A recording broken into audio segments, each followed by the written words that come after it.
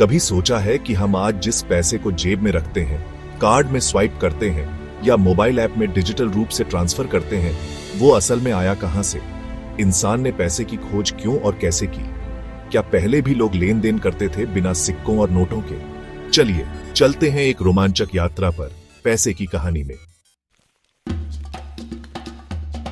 हजारों साल पहले जब ना सिक्के थे, ना नोट और ना बैंक, तब भी लेन देन होता था। लेकिन कैसे? इंसान एक दूसरे से सामान बदल बदल कर काम चलाता था। इस व्यवस्था को कहते हैं बार्टर सिस्टम, यानी वस्तु के बदले वस्तु। जैसे अनाज के बदले दूध या मछली के बदले कपड़े। लेकिन इस प्रणाली में एक बड़ी समस्या थी। हर बार दोनों लोगों को वही चीज चाहिए होती थी जो दूसरा दे सकता है। इसे कहते हैं डबल कोइंसिडेंस ऑफ वांट्स। समस्या का हल निकाला गया। ऐसी कोई चीज होनी चाहिए जो हर कोई स्वीकार करे। यहीं से जन्म हुआ मुद्रा, यानी मनी की अवधारणा का। शुरुआत में दुनिया भर में अलग अलग चीजें मुद्रा के रूप में इस्तेमाल होने लगी। लेकिन सबसे महत्वपूर्ण कदम आया जब इंसानों ने धातुओं की खोज की। लगभग 3000 साल पहले इंसान ने महसूस किया कि सोना और चांदी जैसी धातुएं दुर्लभ, टिकाऊ और आकर्षक होती है और इन्हें हर कोई स्वीकार करता है। इसलिए इनसे सिक्के बनाए जाने लगे। इन सिक्कों को सरकारी मुहर दी गई, जिससे उनका मूल्य निश्चित हो गया। सिक्कों का वजन और ढोना एक समस्या बन गया, खासकर व्यापारियों के लिए। इसका हल सबसे पहले मिला चीन में, जहां टैंग और सोंग वंश लगभग 7वीं सदी के दौरान पहली बार कागजी मुद्रा का प्रयोग शुरू हुआ।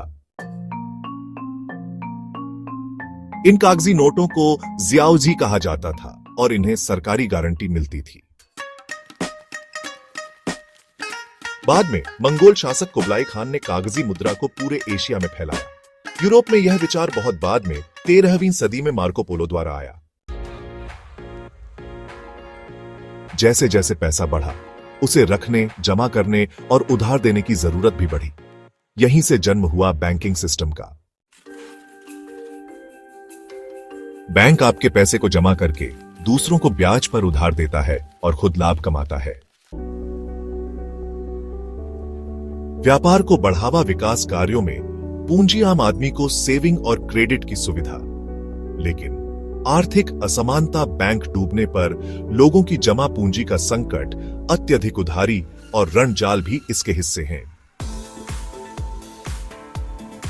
1950 के दशक में अमेरिका में पहला क्रेडिट कार्ड आया, डाइनर्स क्लब कार्ड। इसके बाद आया वीजा, मास्टर कार्ड और फिर डेबिट कार्ड। यह था प्लास्टिक मनी, जो ना सिक्का था ना नोट, बस एक card.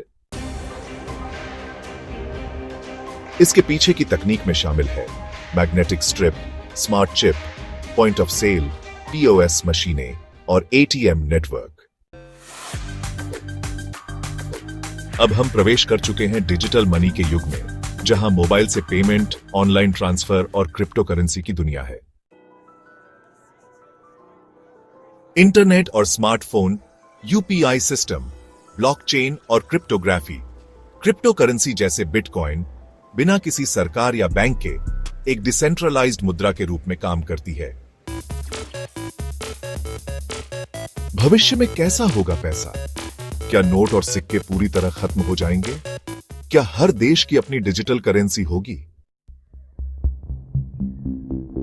Central bank digital currency CBDC पूरी तरह कैशलेस अर्थव्यवस्था, एआई आधारित लेन देन, बायोमेट्रिक और वॉइस बेस्ड पेमेंट सिस्टम। लेकिन साथ ही उठते हैं सवाल, क्या डिजिटल पैसा सभी के लिए सुलभ होगा? क्या इससे निजता खतरे में आएगी? पैसा सिर्फ कागज का टुकड़ा या धातु का सिक्का नहीं है। ये इंसानी विश्वास, तकनीक और सामाजिक व्यवस्था का प्रतीक है। आज जिस रूप में हम पैसे को जानते हैं, वह हजारों साल की सोच, प्रयोग और नवाचार का नतीजा है। और यह यात्रा अभी खत्म नहीं हुई। भविष्य की दुनिया में पैसे की भूमिका और भी रोमांचक होने वाली है।